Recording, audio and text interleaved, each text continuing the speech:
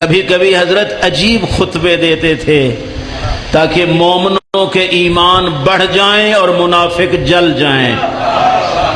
حضرت نے ارشاد فرمایا، لوگو ان اللہ خلق خلقا من الہوا، اکلہم من الہوا، شربہم من الہوا، لباسہم من الہوا، حتی نومہم علی الہوا، کہ لوگو خدا نے ایک مخلوق ہوا سے پیدا کی ہے،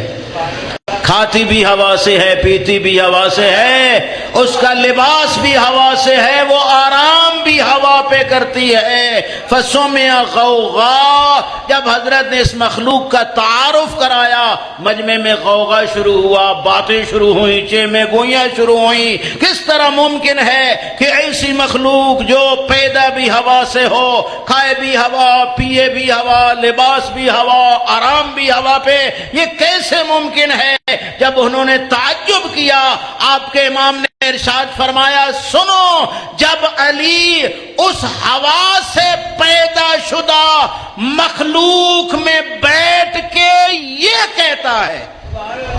کہ ان اللہ خلق خلقا من الارض، اکلہم من الارض، شربہم من الارض، لباسہم من الارض، حتی نومہم علی الارض، یتعجبون کما تتعجبون، واللہ الذی نفس علی بیدہ،